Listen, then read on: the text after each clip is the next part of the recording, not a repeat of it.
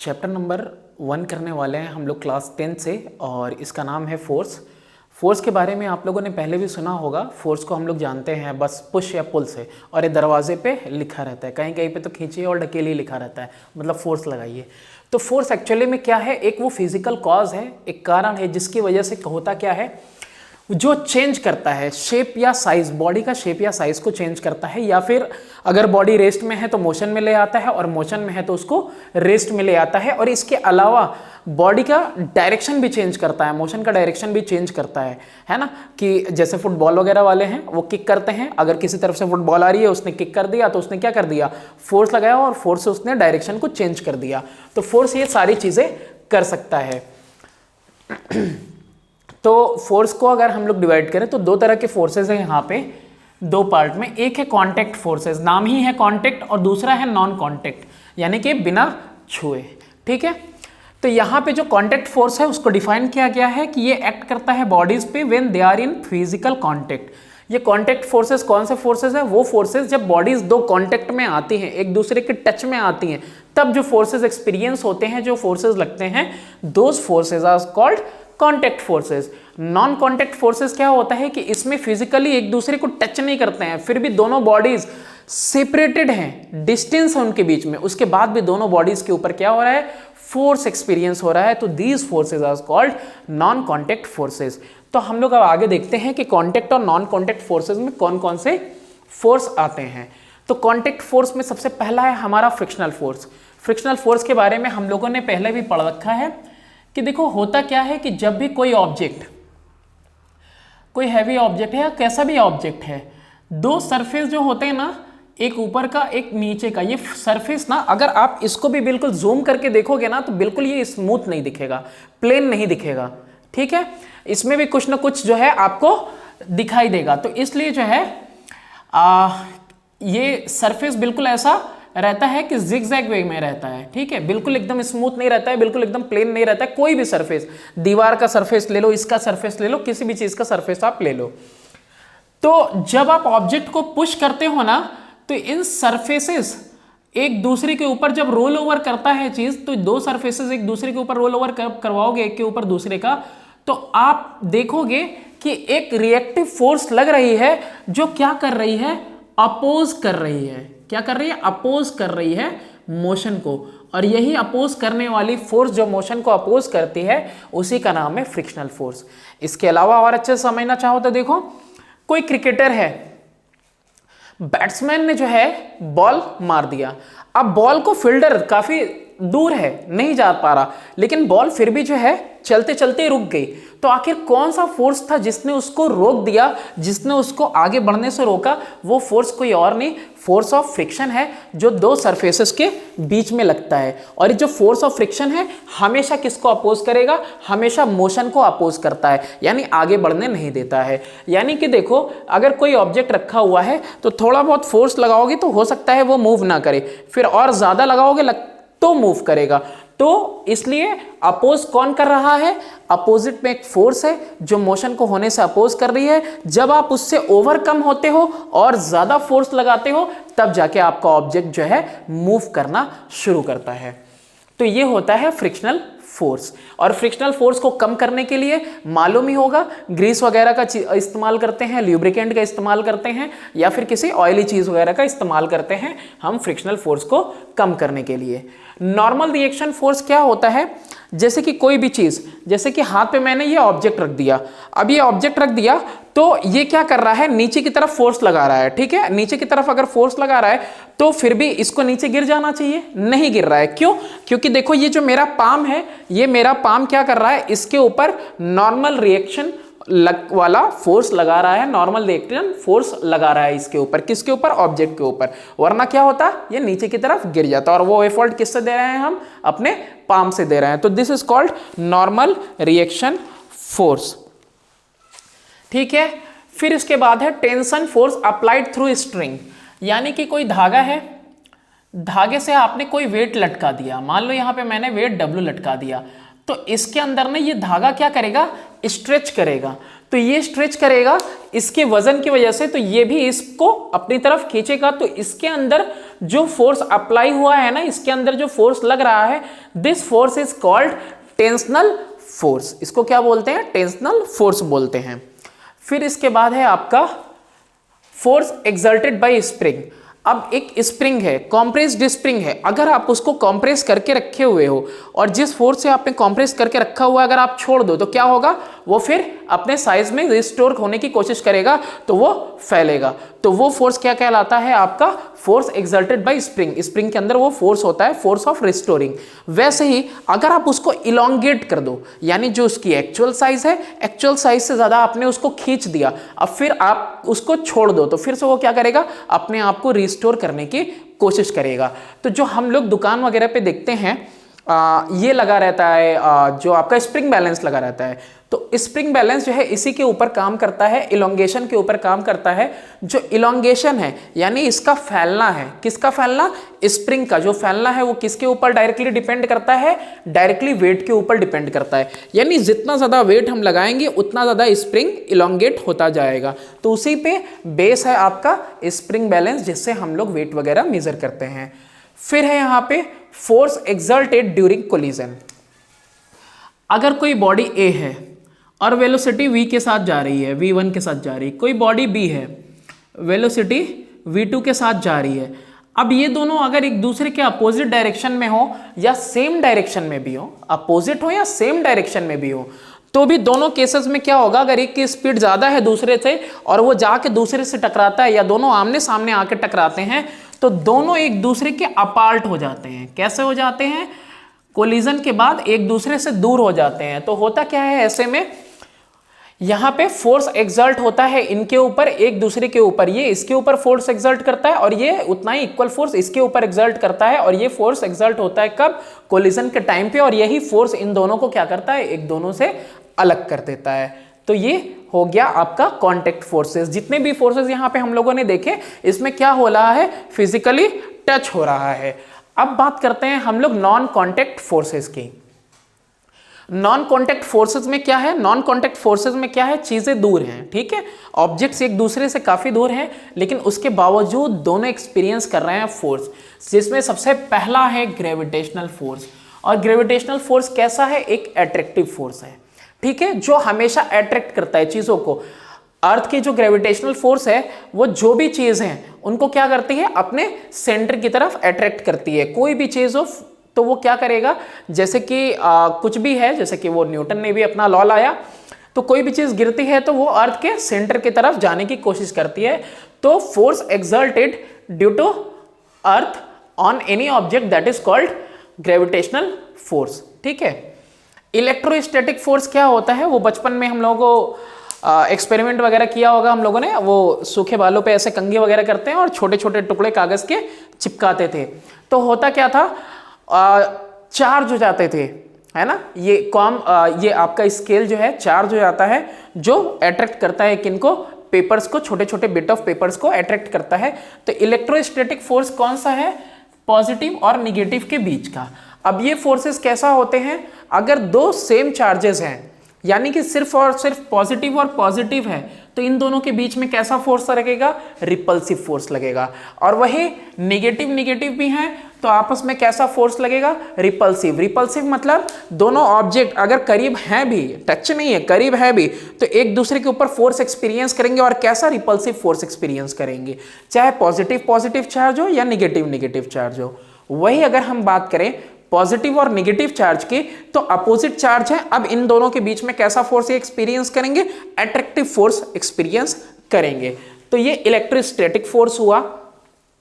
Magnetic force के बारे में आप जानते हो कि आयरन वगैरह को, ये जो है मैग्नेटिक सब्सटेंसेस को के ऊपर जो है मैग्नेटिक फोर्स लगता है। अगर मैग्नेट्स की बात करें तो मैग्नेट्स में भी पोलैरिटी होती है, नॉर्थ पोल और साउथ पोल होता है। तो अगर नॉर्थ पोल की तरफ रहेगा अपार्ट हैं दोनों, दो मैग्नेट आपने लिए हुए हैं, दोनों मैग्नेट एक दूसरे के अपार्ट है, डिस्टेंस पे रखे हुए हैं, लेकिन उसके बावजूद अगर दोनों का सेम पोलैरिटी एक दूसरे की तरफ है अपोजिट डायरेक्शन में, तो होगा क्या, वो दोनों के दोनों ही मैग्नेट एक दूसरे से अपार्ट होंगे, वो दोनों मैग्नेट्स के ऊपर क्या लगेगा, रिपल्सिव फोर्स लगेगा अगर सेम पोलैरिटी है। वही अगर आपका अपोजिट पोलैरिटी है तो दोनों क्या करेंगे, एक दूसरे के करीब, आप थोड़े डिस्टेंस पे भी रखते हो तो होता क्या है, दोनों आके एक दूसरे में अट्रैक्ट हो जाते हैं, चिपक जाते हैं, तो ये मैग्नेटिक फोर्स है। और ये सारे ही फोर्स कैसे हैं, नॉन कॉन्टेक्ट, यानी कि दूर से ही, बीच में डिस्टेंस है, फिर भी बॉडीज के ऊपर क्या हो रहे हैं, एक्सपीरियंस कर रहे हैं बॉडीज। जनरल कैरेक्टर क्या है नॉन कॉन्टेक्ट फोर्सेस का, अभी हम लोगों ने देख लिया। उसमें सबसे पहले चीज क्या है कि जी, ग्रेविटेशनल फोर्स हमेशा कैसा है, अट्रैक्टिव है, रिपल्सिव नहीं है। कभी ऐसा नहीं हुआ है कि मतलब अर्थ से कोई चीज जो है कि बाहर जा रही हो और वो भी अर्थ की वजह से, ऐसा नहीं, मतलब अर्थ के फोर्स की वजह से, ऐसा नहीं हुआ कभी। क्या होता है, ये हमेशा अपनी तरफ अट्रैक्ट करती है चीजों को, ऑब्जेक्ट को। वेयर एज इलेक्ट्रोस्टैटिक फोर्स हो या मैग्नेटिक फोर्स हो, दो की दोनों कैसी हैं, अट्रैक्टिव भी हैं और रिपल्सिव भी हैं। और किस कंडीशन में है वो भी हमने देख लिया। अब इनका एक और कैरेक्टरिस्टिक है कि इनके बीच में जो मैग्नीट्यूड है फोर्स का, वो डिपेंड करता है किसके ऊपर, डिस्टेंस के ऊपर डिपेंड करता है। यानी कि जैसे जैसे डिस्टेंस आप बढ़ाओगे वैसे वैसे जो फोर्स होगा वो घटेगा, और जैसे जैसे डिस्टेंस कम होगा वैसे वैसे इनके बीच में फोर्स ज़्यादा लगेगा, एंड वाइस वर्सा। इसमें हम लोग पढ़ने वाले हैं इफेक्ट ऑफ फोर्स। तो इफेक्ट ऑफ फोर्स की बात करते हैं तो फोर्स क्या कर सकता है, तो फोर्स देखो, can change state of rest या स्टेट ऑफ मोशन। अगर कोई बॉडी रेस्ट में है तो उसको फोर्स मोशन में ला सकता है, या फिर कोई बॉडी मोशन में है तो उसको रेस्ट में ला सकता है। फिर आपका चेंज कर सकता है स्पीड या डायरेक्शन ऑफ बॉडी, और या फिर दोनों। तो या तो उसका डायरेक्शन चेंज कर दे, या फिर उसकी स्पीड चेंज कर दे, या फिर दोनों ही चीज़ें एक साथ फोर्स चेंज कर सकता है। फिर है चेंज द साइज और शेप ऑफ बॉडी। तो फोर्स क्या कर सकता है, शेप या साइज भी चेंज कर सकता है बॉडी का। अब यहाँ पे देखो एक चीज समझने वाली है। अच्छा चलो पहले सबका एक एक एक्सपेरिमेंट देखते हैं, फिर उसके बाद लास्ट वाला मैं आपको समझाता हूँ। अभी देखो पहले वाले में तो आप एग्जाम्पल ले लो, स्टेट ऑफ रेस्ट वाला या स्टेट ऑफ मोशन वाला। तो अगर कोई फुटबॉल है तो देखो मैच स्टार्ट होने से पहले देख से कैसे नहीं हम लोग गली में कैसे रखते हैं, बीच में रखते हैं कि हाँ पहले कौन किक करेगा। तो अगर एक जगह पे कोई ऑब्जेक्ट है और कोई उसको किक कर रहा, मतलब फोर्स लगा रहा, और फोर्स लगाने से वो जो ऑब्जेक्ट यानी वो जो फुटबॉल है वो मोशन में आ जा रहा है, तो यानी कि फोर्स यहाँ पे क्या कर रहा है, रेस्ट पोजिशन में जो फुटबॉल था उसको मोशन में लेके आ रहा है। फिर इसके बाद जो गोलकीपर होता है, वो गोलकीपर क्या करता है, वो मोशन में आ रही फुटबॉल को क्या करता है, फोर्स लगाता है अपने हाथों से और उसको रोक देता है। यानी फोर्स और क्या कर सकता है, मोशन को रोक सकता है, ठीक है, सीज कर सकता है, स्टॉप कर सकता है मोशन को। फिर यहाँ पे सेकंड वाला हम लोग देखते हैं कि चेंज द स्पीड और डायरेक्शन ऑफ बॉडी और बोथ। अब यहाँ पे भी देखो क्रिकेट का एग्जाम्पल ले लो या फुटबॉल का किसी भी चीज़ का एग्जाम्पल ले लो। जब जो बॉलर होता है बॉलिंग करता है, तो जब बॉलर बॉलिंग करता है तो बॉल को काफ़ी रफ्तार के साथ फेंकता है, तो जो बैट्समैन है ना वो दोनों काम एक साथ करता है। दोनों काम, एक तो उसकी स्पीड बदल देता है और दूसरा उसको अपने मनचाहे डायरेक्शन में जिधर चाहता है उधर को मारता है। तो वो स्पीड और डायरेक्शन दोनों चेंज कर देता है, या फिर दोनों में से चाहो तो कोई एक चीज़ भी चेंज हो जाएगी। कि आप क्या करते हो, हम लोग एक्सेलरेटर वगैरह लगाते हैं ना, तो हम लोग फोर्स अप्लाई करते हैं, तो फोर्स अप्लाई करने से क्या होता है, स्पीड चेंज हो जाती है ना। या थोड़ा बहुत भी फोर्स लगा दो तो हो सकता है कि कोई चीज़ जो ज़्यादा मोशन से आ रही हो, ज़्यादा स्पीड से आ रही हो, उसकी स्पीड कम हो जाए, या फिर हो सकता है ज़्यादा हो जाए, या फिर दोनों ही, जैसे बैट्समैन ने बदला तो दोनों चीज़ें एक साथ बदल सकती हैं। फोर्स लगाने से स्पीड और डायरेक्शन दोनों को एक बार में बदला जा सकता है। चेंज द साइज और शेप ऑफ बॉडी। हाँ, इसमें देखो क्या है, इसमें जैसे कि अगर जो बिल्कुल ही रिजिड बॉडी है, कैसी है, रिजिड बॉडी है, एक होती है आपकी नॉन रिजिड बॉडी, ठीक है, दो तरह की बॉडी है। एक बॉडी होती है ना जो बिल्कुल अपोज करती है, मतलब उसका शेप और साइज चेंज नहीं हो सकता है। तो जो रिजिड बॉडी है ना उस पर अगर फोर्स लगाओगे तो वो क्या प्रोड्यूस करेगा, इसके अंदर मोशन प्रोड्यूस करेगा। लेकिन जो नॉन रिजिड बॉडी है ना उसका क्या हो जाएगा, शेप चेंज हो जाएगा, ठीक है। जैसे कि आप देख सकते हो कि ये इन्फ्लेटेड बैलून होता है, उसके ऊपर आप थोड़ा सा फोर्स लगाते हो और उसका शेप चेंज हो जाता है। वैसे ही जैसे घर में वो आटा वगैरह गूंथते हैं और फिर उससे क्या करते हैं, फोर्स लगाते हैं और क्या करते हैं, उसको अलग आकार देते हैं और उसकी हम लोग क्या करते हैं, रोटी बना देते हैं, है ना। तो ऐसे क्या करते हैं, हम लोग फोर्स लगाते हैं और शेप को चेंज कर दे रहे हैं। जैसे कि फोर्स लगाता है और कुम्हार जो है कि अलग अलग तरह के खिलौने वगैरह बनाता है, तो उसका क्या कर दे रहा है, शेप वगैरह वो चेंज कर दे रहा है। ठीक है, तो ये रिजिड बॉडी में मोशन लेके आएगा। अब यहाँ पे न्यूटन की 3 लॉ ऑफ मोशन है। कितने हैं? 3। सबसे पहला क्या था? सबसे पहला वही है कि कोई बॉडी अगर रेस्ट में रहेगी तो रेस्ट में ही रहेगी, मोशन में नहीं आएगी, और अगर कोई बॉडी मोशन में है तो मोशन में रहेगी, रेस्ट में नहीं आएगी, unless an external forces applied on it. तो ये चीज़ें जो है कि हर जगह के लिए हैं। आप कहोगे बाहर अब वो पैडल वैडल मारना छोड़ देता है कोई साइकिल से तो सीज कर जाती है, क्यों? क्योंकि मल्टीपल फोर्सेस एक्ट कर रहे हैं, एयर है, एटमॉस्फेरिक प्रेशर है, फ्रिक्शन है, बहुत सारे फोर्सेस हैं जो एक्ट कर रहे हैं। लेकिन अगर यही चीज़ अगर स्पेस में हो, कोई दूसरा फोर्स एक्ट ना कर रहा हो, तो जो मोशन में है बिल्कुल मोशन में ही रहेगा और जो रेस्ट में है वो बिल्कुल रेस्ट में रहेगा। तो हर एक बॉडी के पास ना जो है कि अपनी खुद की इनेबिलिटी होती है, एबिलिटी होती है कि वो खुद को क्या कर सकता है, रेस्ट में रख सकता है या मोशन में रख सकता है। ठीक है, तो ये जो वो प्रॉपर्टी किसी भी बॉडी की जो जिस प्रॉपर्टी की वजह से वो रेजिस्ट करता है चेंज को, रेजिस्ट करता है किसको, चेंज को, तो ये क्या कहलाता है, ये जो लॉ कहलाता है ना, ये इनर्शिया कहलाता है। तो लॉ ऑफ इनर्शिया क्या स्टेट करता है, लॉ ऑफ इनर्शिया यही स्टेट करता है, इसको जो है कि लॉ ऑफ इनर्शिया भी कहते हैं। ठीक है, तो लॉ ऑफ इनर्शिया में क्या है, जितना ज्यादा मास रहेगा, किसके ऊपर डिपेंड करता है, ये डिपेंड करता है मास के ऊपर। जितना ज्यादा मास रहेगा उतना ही ज्यादा वो चेंज में रेजिस्ट करेगा। यानी कि आप एक कोई जो है कि एक आप हल्की चीज ले लो, एक भारी चीज ले लो, तो जो हल्की चीज रहेगी उसमें बदलाव लाना कितना आसान है। अगर तुम साइकिल लो तो साइकिल को कितनी आसानी से ढकेल के ले जा सकते हो, वहीं अगर उसका चेन उतर गया तो, और अगर वहीं आपके पास कार है, ट्रक है, अगर उसका इंजन वगैरह फेल किया या वो नहीं स्टार्ट हो रही है, तो क्या आपके लिए मुमकिन होगा उसको ढकेल के घर तक ले के जा पाना? नहीं। क्यों? क्योंकि उसके अंदर जो चेंज है वो उसके अंदर इतना ज्यादा मास है कि वो अपने चेंज को रेजिस्ट कर रहा है। यानी कि अगर वो मोशन में है तो रेस्ट में जल्दी नहीं आएगा, और रेस्ट में है तो आप क्या नहीं कर पा रहे हो, उसको मोशन में नहीं ला पा रहे हो जब तक कि आप एक्सटर्नली फोर्स ना लगाओ। तो एक्सटर्नली फोर्स लगाने पे भी नहीं आ रहा है। क्यों नहीं आ रहा है? क्योंकि वो बहुत ज्यादा ही भारी है। सेकेंड लॉ देखते हैं, rate of change of momentum is directly proportional to the force applied on it and this change in momentum takes place in the direction of applied force. और ये बदलाव किस डायरेक्शन में होता है? ये बदलाव उस डायरेक्शन में होता है जिस डायरेक्शन में हम लोगों ने फोर्स अप्लाई किया है। तो यहाँ पे ना इसके लिए एक डिराइवेशन भी दिया हुआ है, वो भी हम देख लेते हैं। लीनियर मोमेंटम के बारे में आप लोगों ने पढ़ा होगा, it is the product of mass and velocity. ठीक है, तो मान लो किसी ऑब्जेक्ट का P1 था पहले, फिर उसके बाद मोमेंटम हुआ P2, और ये जो P1 और P2 हुआ है ये किसकी वजह से होगा? मोमेंटम वेलोसिटी की वजह से होगा। मास तो चेंज होने वाला नहीं है। तो मान लो यहाँ पे भी इसका मास m था लेकिन इनिशियल स्पीड u थी। अब यहाँ पे मास तो सेम रहेगा लेकिन अब फाइनल स्पीड v हो गई। तो यहाँ पे चेंज इन मोमेंटम आया। तो अगर हम चेंज इन मोमेंटम लिखेंगे तो क्या लिखेंगे? P2 माइनस P1 लिखेंगे। तो यानी कि delta P is equal to P2 यानी कि mass into final velocity minus mass into initial velocity. अब मान लो कि rate of change of rate निकालना है ना हमको, तो रेट निकालने के लिए हमको क्या करना पड़ेगा?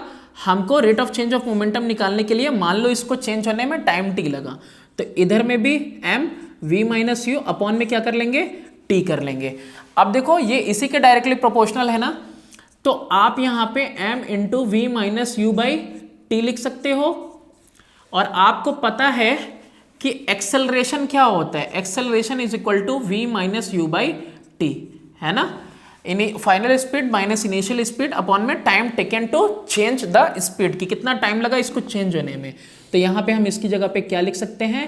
एम ए लिख सकते हैं, डेल्टा पी बाई टी। और ये एम ए, तो यहां से इसकी जगह पे हम क्या लिख सकते हैं, इसका मतलब क्या हुआ कि F is equal to m a, force is equal to mass into acceleration and that is equal to rate of change of momentum.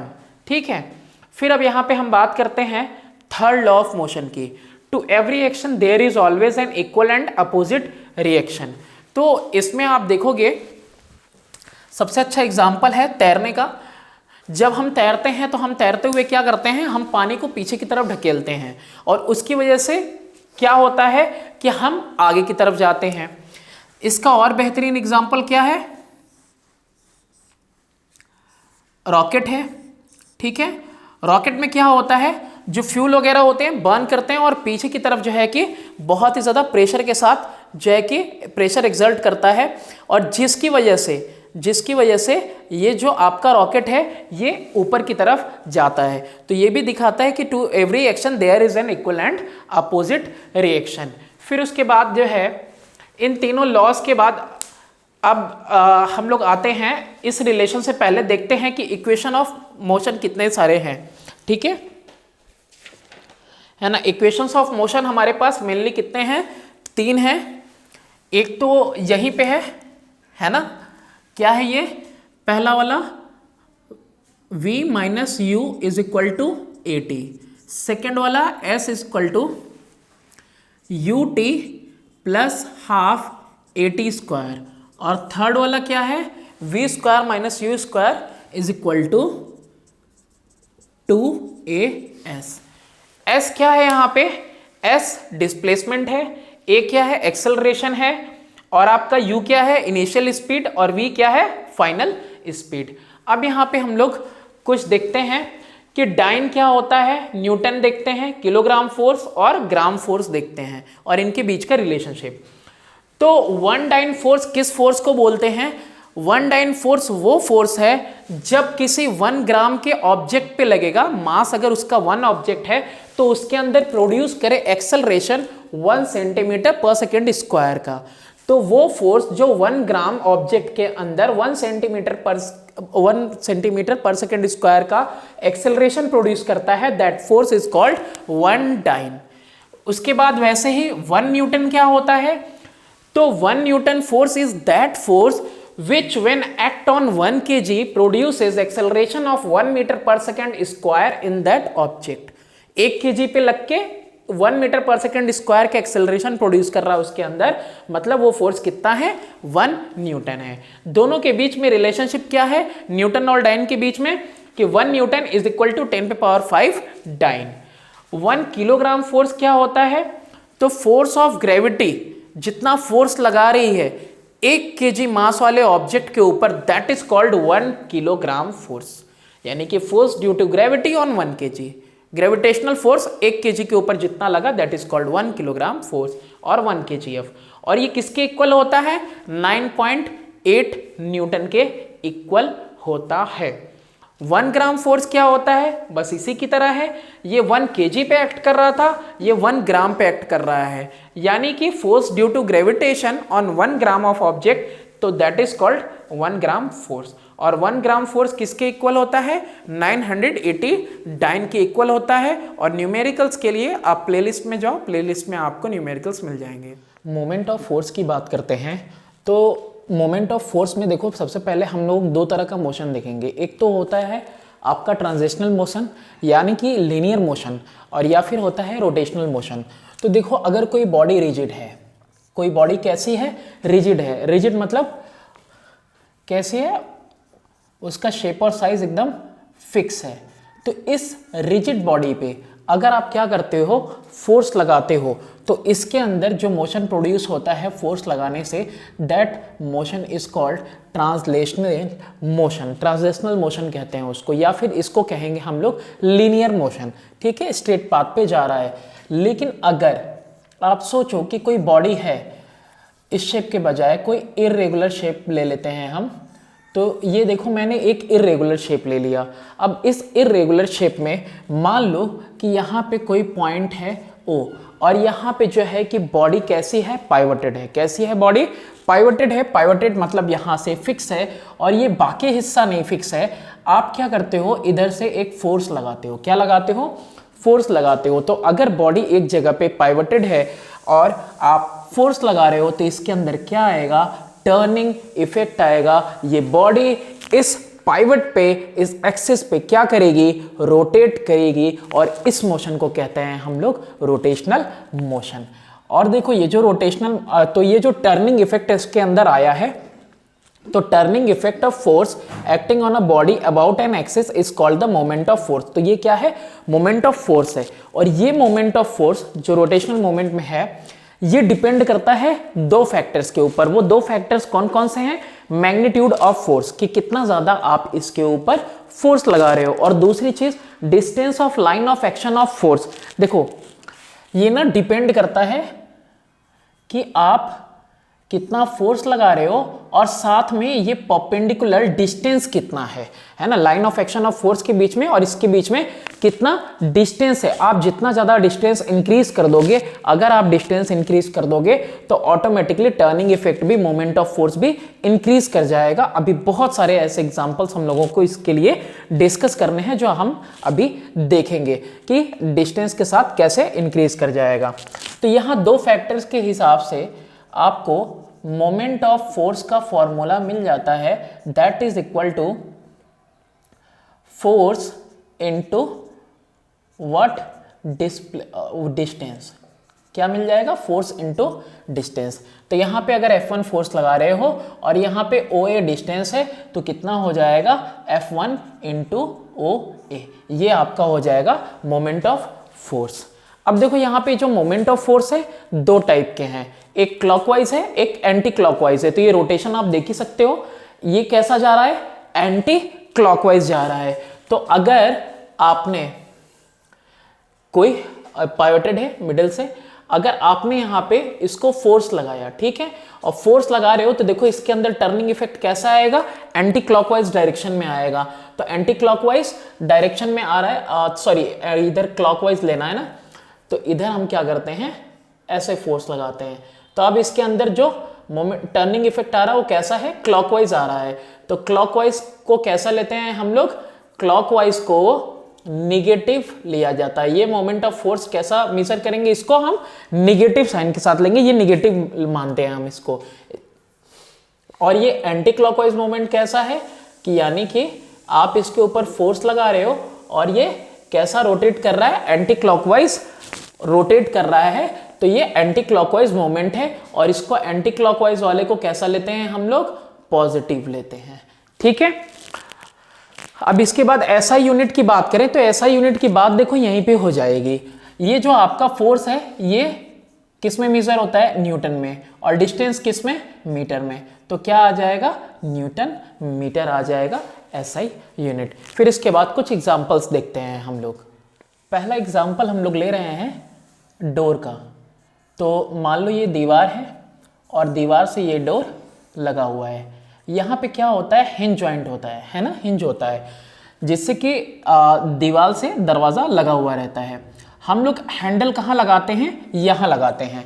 तो आप देखो कि हम लोग क्या करते हैं, इस पे फोर्स अप्लाई करते हैं और ये दरवाज़ा खुलता है। तो देखो जितना ज़्यादा, अगर यही हैंडल आप क्या करो, इसी हैंडल को आप यहाँ लगा कर देखो, कहाँ लगा कर देखो, यहाँ लगा कर देखो, डिस्टेंस को कम करके देखो, तो आप क्या देखोगे कि बहुत ज़्यादा आपको ताकत लगानी पड़ेगी, फोर्स ज़्यादा लगाना पड़ेगा इसके अंदर टर्निंग इफेक्ट लाने के लिए, यानी दरवाजे को खोलने के लिए। तो यहाँ पे देख सकते हो कि जितना ज़्यादा डिस्टेंस रहेगा उतना ही आसानी होगा आपको दरवाज़ा खोलने में। तो किसके ऊपर डिपेंड करता है, परपेंडिकुलर डिस्टेंस के ऊपर भी डिपेंड करता है, ठीक है। इसी तरह से और एग्जाम्पल आप ले सकते हो। और एग्जाम्पल में जैसे कि आप देखते हो हैंडपंप होता है, तो हैंडपंप का हैंडल अगर छोटा रहेगा तो आप कभी भी देखना, हैंडपंप का हैंडल है, अगर लास्ट कॉर्नर से आप जो है कि उसको चला रहे हो तो देखना कितना फोर्स लगाना पड़ता है, और उसको नज़दीक से अगर आप उसको चलाने की, ऑपरेट करने की कोशिश कर रहे हो तो देखना आपको कितना फोर्स लगेगा।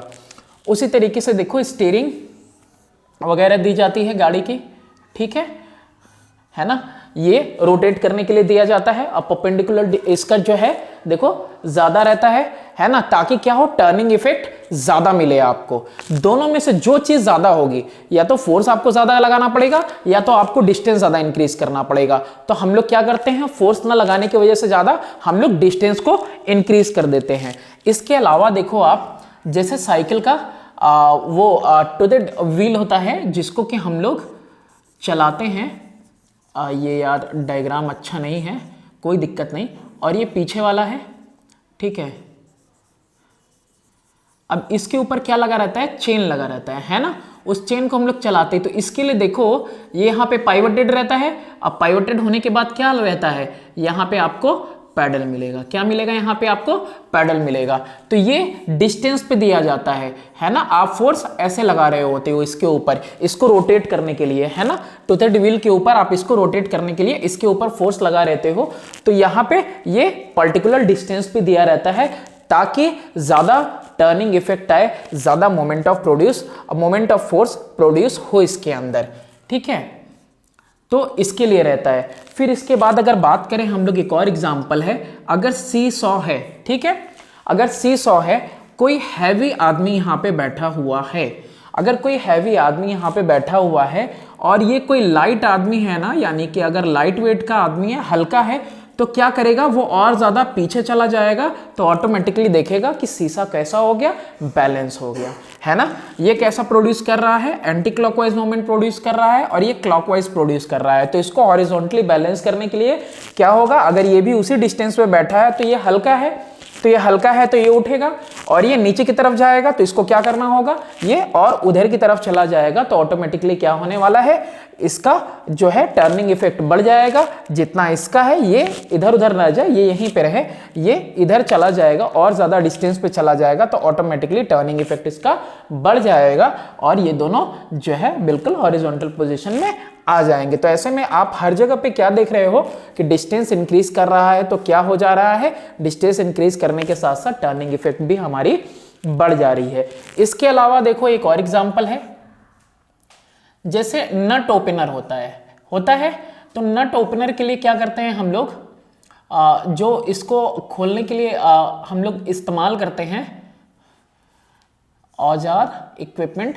तो इसका देखो हैंडल बड़ा बनाया जाता है। हैंडल क्यों बड़ा बनाया जाता है, हैंडल इसलिए बड़ा बनाया जाता है ताकि टर्निंग इफेक्ट इसके अंदर ज्यादा प्रोड्यूस हो, इसके लिए, ठीक है।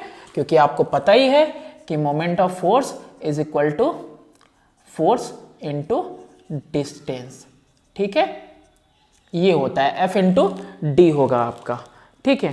फिर इसके बाद बात करते हैं, तो इन सारे कंक्लूजन से एक बात पता चलती है। अच्छा, ये भी आपने पढ़ा हुआ है, to every action has an equal and opposite reaction. तो अभी देखो होता क्या है कि सिर्फ एक फोर्स से नहीं खुलता ये, है ना। ये सारी चीजें सिर्फ एक फोर्स से नहीं हो रही हैं। एक्चुअली मैंने यहाँ पे दो फोर्स काम कर रहे हैं।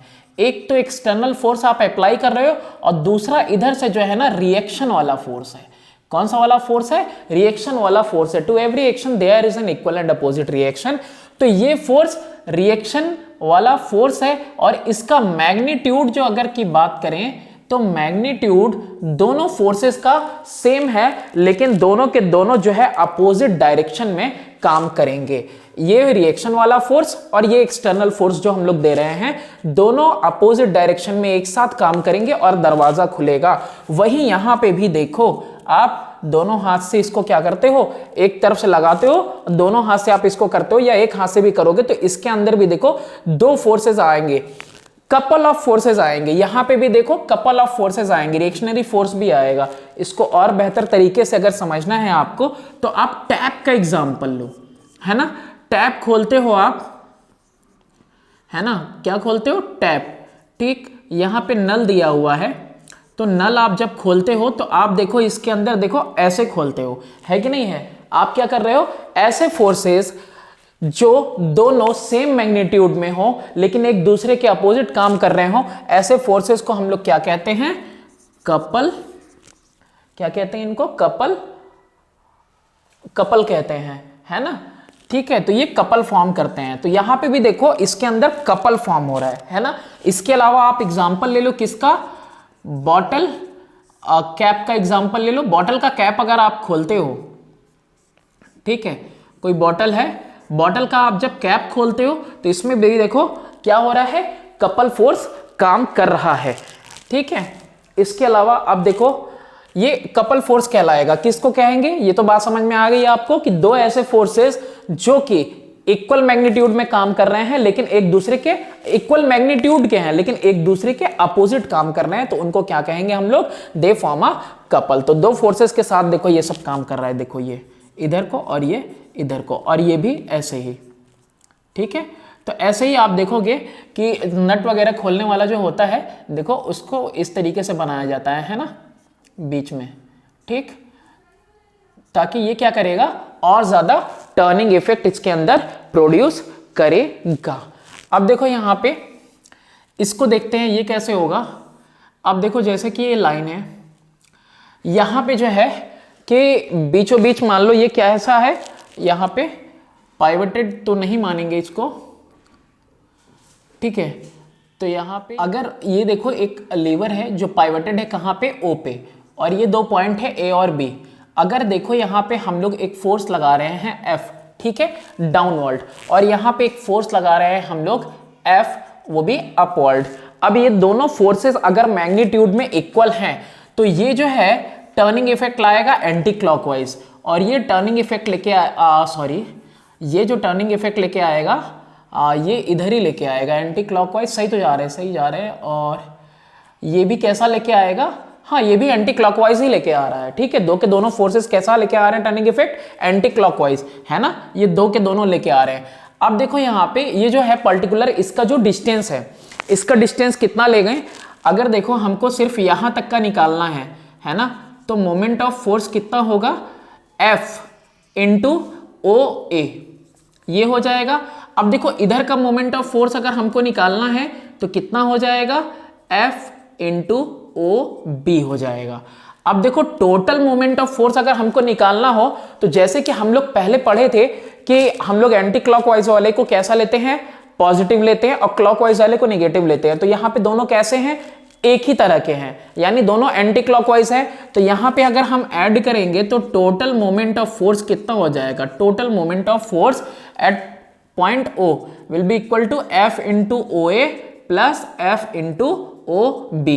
और अगर ये F मैग्नीट्यूड में इक्वल है तो क्या लिख सकते हैं हम, F into O A plus O B, और F into O A plus O B क्या हो जाएगा, ए बी, और ए बी को अगर हमने डी माना है तो एफ इंटू डी हो जाएगा।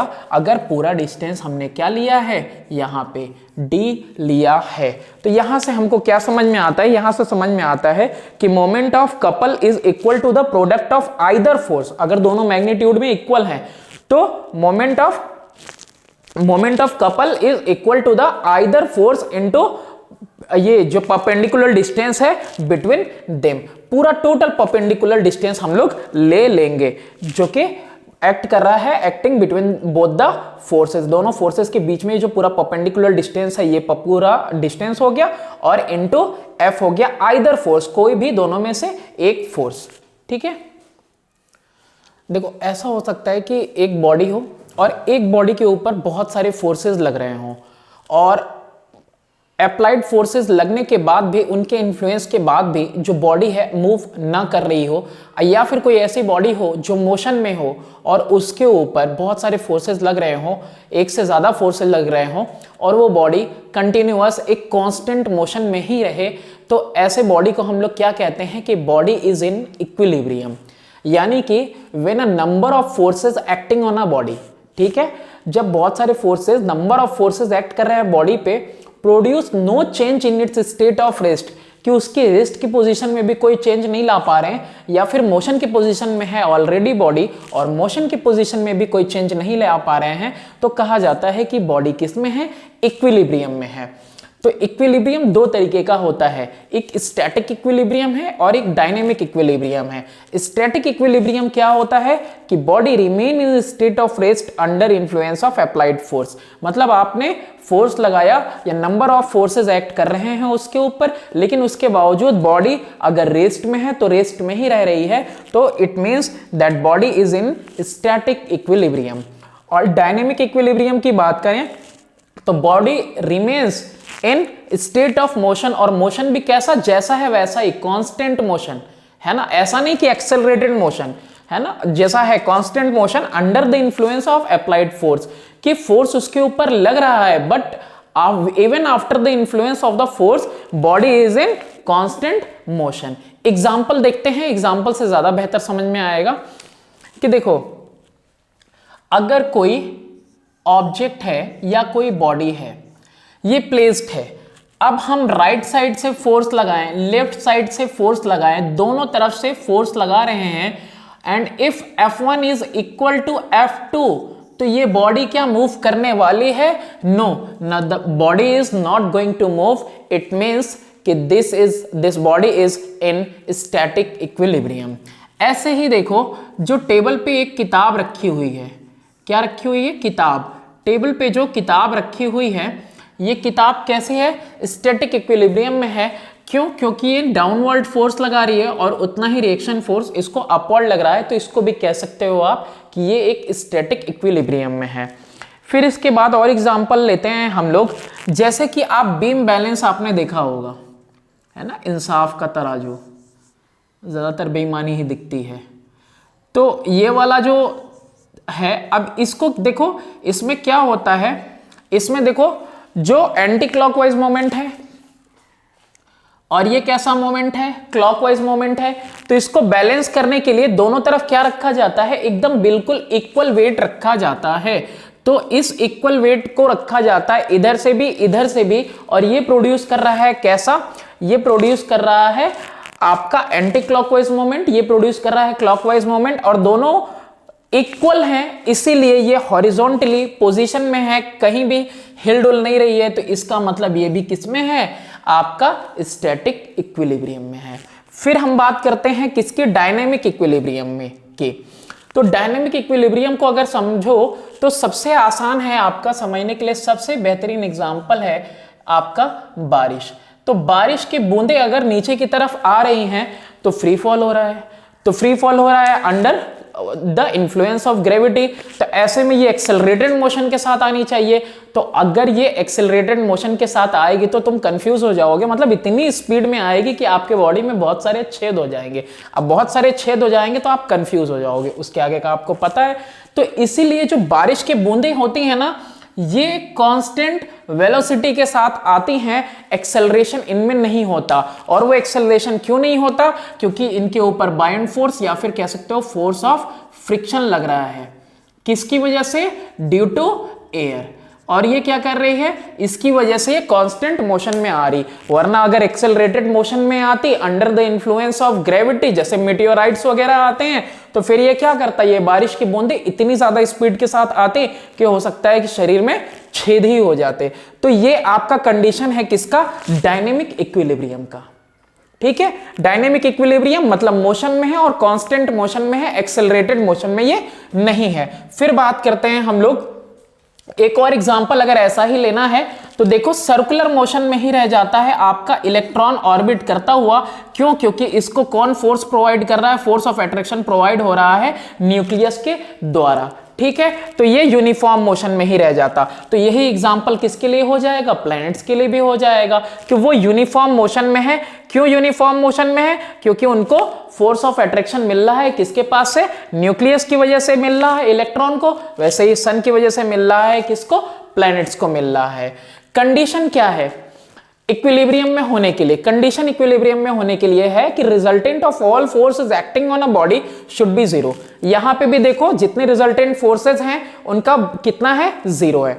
फिर उनका नेट, क्योंकि दोनों इक्वल है ना, तो दोनों तरफ से कैंसिल कर दे रहे हैं, जीरो आ रहा है। Resultant moment of all forces acting on the body about the point of rotation should be zero. इसका मतलब क्या हुआ? इसका मतलब हुआ कि एंटी क्लॉकवाइज मोमेंट और क्लॉकवाइज मोमेंट का टोटल सम भी कितना आना चाहिए? जीरो आना चाहिए। तो इसका मतलब हो जाएगा कि बॉडी किस में है? बॉडी इक्विलिब्रियम में है।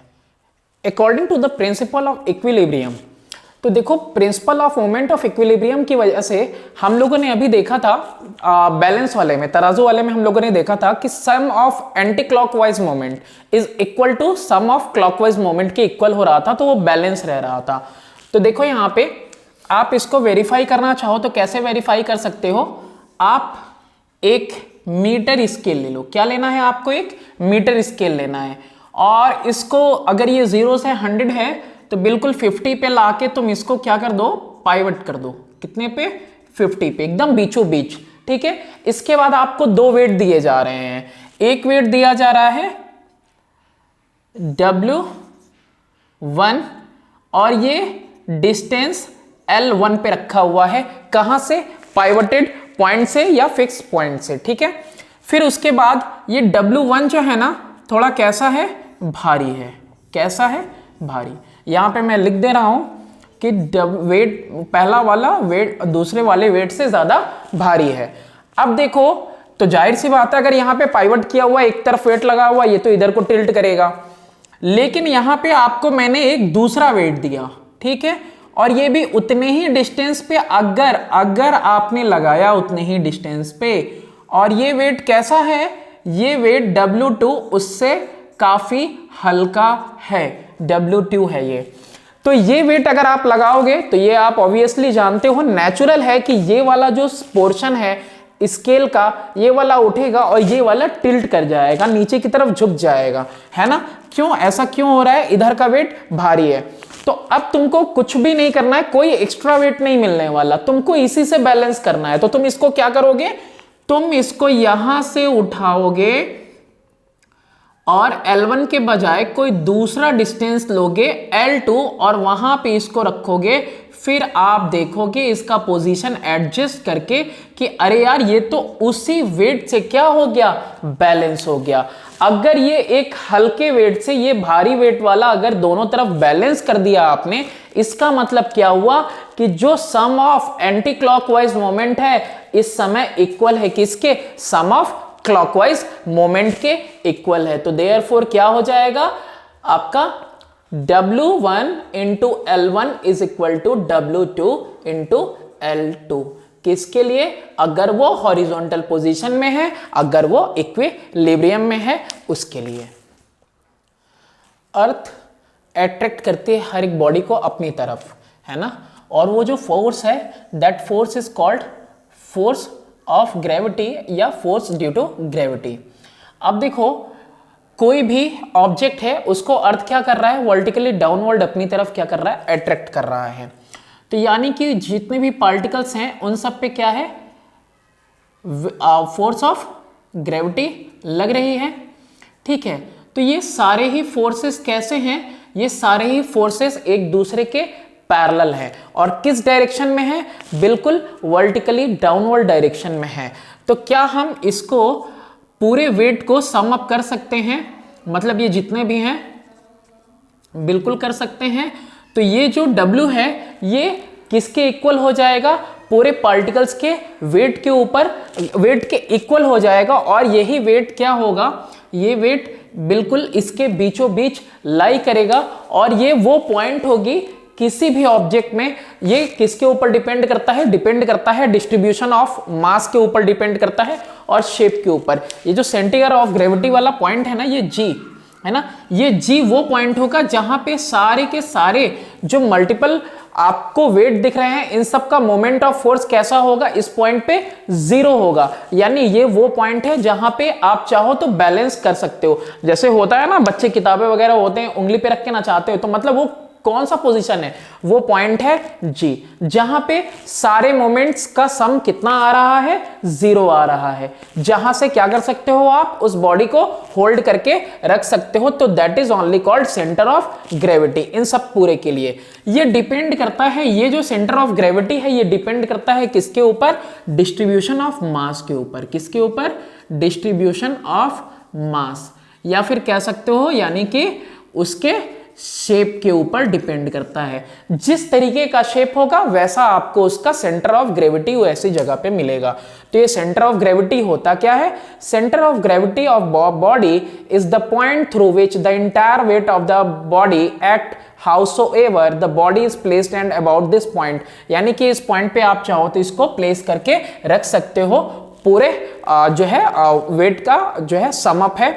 The algebraic sum of moments of weights of particle constituting the body is zero. जितने भी पार्टिकल है ना, सबका मोमेंट ऑफ फोर्स यहां पे कितना आ रहा है, जीरो आ रहा है। दस each body can be balanced bye supporting it at its centre of gravity. तो कोई भी बॉडी है उसको आप यहां पे भी, इसको भी आप चाहो तो बैलेंस कर सकते हो, अगर आपने कहां रखा हुआ है उसको, अगर आपने उसको उसके सेंटर ऑफ ग्रेविटी से आप अगर उसको होल्ड कर रहे हो तो उसको आप बैलेंस करके रख सकते हो। तो ये किसके ऊपर डिपेंड करता है, डिस्ट्रीब्यूशन ऑफ मास के ऊपर डिपेंड करता है, आई शेप के ऊपर डिपेंड करता है।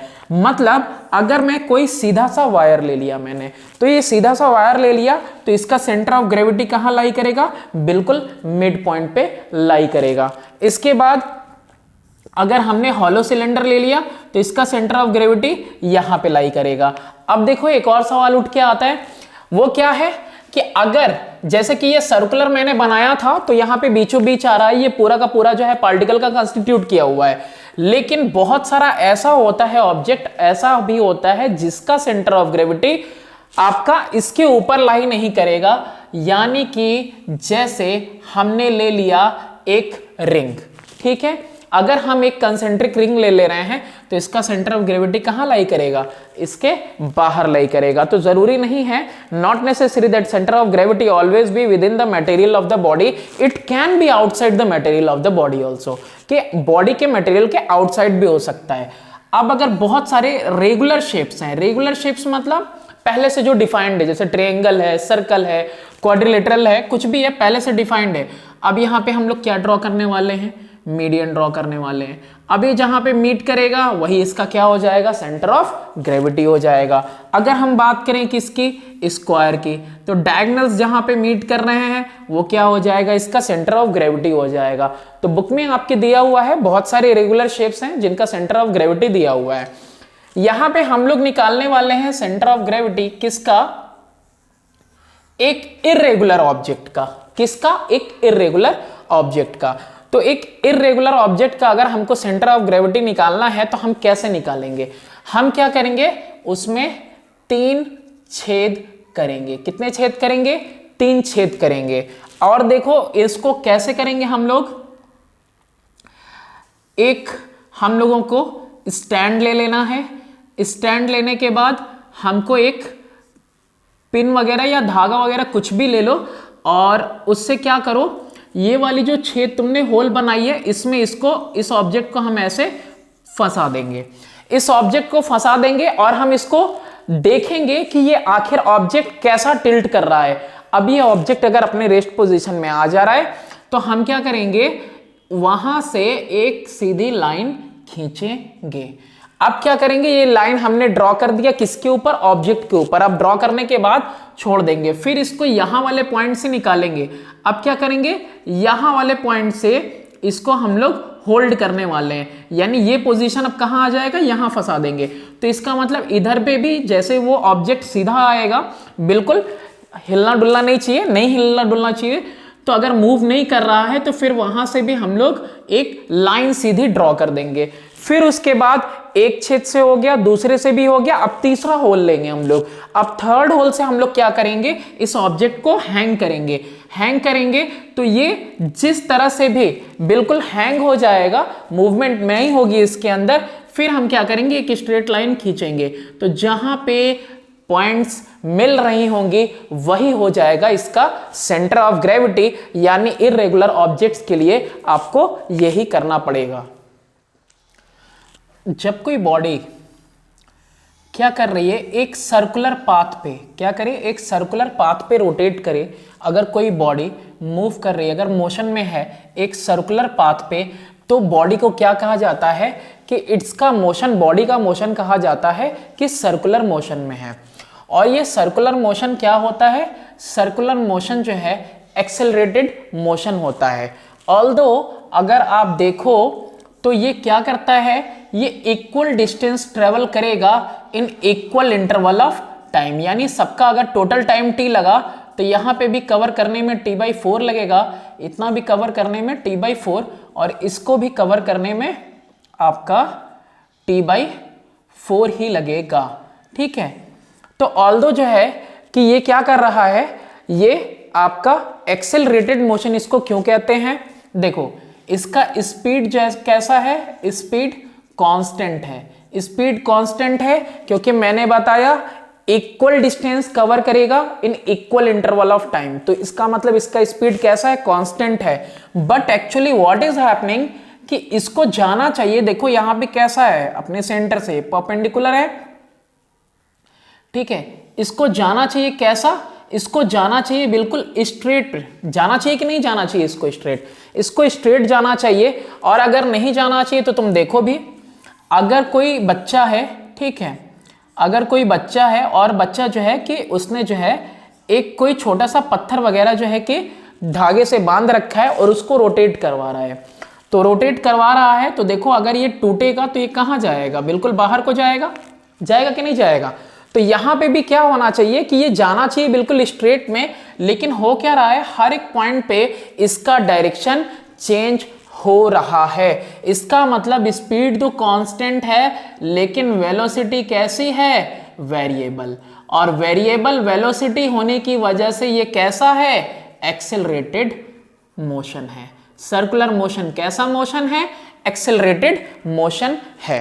अब देखो ये जो बार बार डायरेक्शन चेंज कर रहा है, बार बार जो डायरेक्शन चेंज कर रहा है, ये बिना किसी फोर्स के तो कर नहीं रहा, कोई तो फोर्स है जो क्या कर रही है, इसको डायरेक्शन चेंज करने पे मजबूर कर रही है। तो ये सेंटर की तरफ आ रहा है, तो ये सेंटर सीकिंग फोर्स ही क्या कहलाता है आपका, ये सेंटर सीकिंग फोर्स ही कहलाता है सेंट्रीपिटल फोर्स। ठीक है, हम लोगों ने क्या पढ़ा, हम लोगों ने पढ़ा कि when a particle moves with a constant speed in a circular path its motion is said to be the uniform circular motion. तो कोई बॉडी अगर बिल्कुल राउंड राउंड जा रही है, सर्कुलर पाथ पे है, तो वो उसका मोशन क्या कहलाएगा, सर्कुलर मोशन। और सर्कुलर मोशन में स्पीड कांस्टेंट रहती है, इक्वल डिस्टेंस कवर कर रहा है इक्वल इंटरवल ऑफ टाइम में, लेकिन बार बार डायरेक्शन चेंज हो रहा है, वेलोसिटी वेरिएबल है, तो वेरिएबल वेलोसिटी मतलब एक्सेलरेटेड मोशन है। और ये जो डायरेक्शन इसका चेंज हो रहा है, डायरेक्शन जो चेंज हो रहा है वो बिना किसी फोर्स के इन्फ्लुएंस से हो ही नहीं सकता, क्योंकि चैप्टर के स्टार्टिंग में हम लोगों ने पढ़ा कि फोर्स चाहिए क्या करने के लिए, उसका स्टेट चेंज करने के लिए, डायरेक्शन चेंज करने के लिए। तो डायरेक्शन चेंज हो रहा है तो कोई ना कोई फोर्स लग रही है, that force is only what, centripetal force. तो यहां पे देखो आप प्लैनेटरी मोशन अगर हम बात करें, प्लैनेटरी मोशन में, तो प्लैनेटरी मोशन में देखो ये आपका जो है सन है और ये आपका जो है प्लैनेट्स है, तो ये प्लैनेट है और ये सन है। तो देखो क्या हो रहा है, इसमें भी वही है, यहां पे जो फोर्स ऑफ ग्रेविटेशन है दोनों के बीच में, वो फोर्स ऑफ ग्रेविटेशन ही क्या है, सेंट्रीपिटल फोर्स है। और इसीलिए बार बार ये राउंड ऑफ होके कहां आ रही है, ये बिल्कुल ऑर्बिट में ही रह रहा है। ठीक है, इसी तरीके से एग्जांपल ले ले, अगर ये न्यूक्लियस हो जाए, अगर ये न्यूक्लियस है और ये इलेक्ट्रॉन है, तो न्यूक्लियस क्या प्रोवाइड कर रहा है, उसको अट्रैक्टिव फोर्स प्रोवाइड कर रहा है, जो अट्रैक्टिव फोर्स क्या कर रहा है, बार बार इसके डायरेक्शन को चेंज कर रहा है। तो ये सर्कुलर मोशन में है, लेकिन कैसा है, आपका एक्सेलरेटेड मोशन है और कांस्टेंट स्पीड के साथ ही चलेगा। ठीक है, सेंटर सीकिंग फोर्स है ये, बार बार ये सेंटर को छोड़ के, यानी कि इसको छोड़ के कहीं नहीं जाने वाला। ठीक, अब देखो यहां पे ये बात अगर आपको समझ में आई इससे या फिर इससे, तो देखो यहां पे ये धागा बंधा है, अगर किसी को ना दिखाई दे रहा हो तो क्या सोचेगा कि हाँ ये पत्थर बार बार इसके चारों तरफ ही रोटेट कर रहा है। लेकिन अगर ये ब्रेक करेगा तो क्या हो जाएगा, कहीं दूर चला जाएगा। तो यानी कि अगर यहाँ पे फोर्स ऑफ ग्रेविटी खत्म हो जाएगी तो क्या हो जाएगा, अर्थ जो है कहीं दूर चला जाएगा, बिल्कुल स्पेस में। अच्छा, तो यहाँ पे सेंट्रीपिटल फोर्स है, ग्रेविटेशन काम कर रहा है। तो एक सवाल ये पैदा होता है कि यार ऐसा क्यों नहीं हो रहा है कि ये अर्थ, अगर ग्रेविटेशनल फोर्स लग रहा है, सेंट्रीपिटल फोर्स लग रहा है, तो ये अर्थ आके इसमें क्यों नहीं मिल जा रहा है, ऐसा क्यों नहीं हो रहा है। मतलब इतना ही अमाउंट ऑफ फोर्स ये दे रहा है कि जितना मतलब बस रोटेट करने के लिए इतनी ही दूरी पे रोटेट कर पाए, ऐसा क्यों नहीं हो रहा। तो देखो ऐसा इसलिए नहीं हो रहा है, ये ऑर्बिट में करीब भी नहीं आ रहा है और दूर भी नहीं जा रहा है। ऐसा इसलिए क्योंकि इक्वल मैग्नीट्यूड का फोर्स यहां पे लग रहा है, ये फिक्शियस फोर्स है। ठीक है नहीं, लेकिन हम लोग मानते हैं। ये फिक्शियर फोर्स दिखाई नहीं दे रहा, लेकिन यहां पे आपको है, क्योंकि टू एवरी एक्शन, अगर यहां पे सेंट्रीपिटल फोर्स लग रहा है, फोर्स ऑफ ग्रेविटेशन लग रहा है और इसके डायरेक्शन में, तो जरूर एक फोर्स इसके बिल्कुल अपोजिट डायरेक्शन में लग रहा होगा, और यही फिक्शियस फोर्स क्या कहलाता है?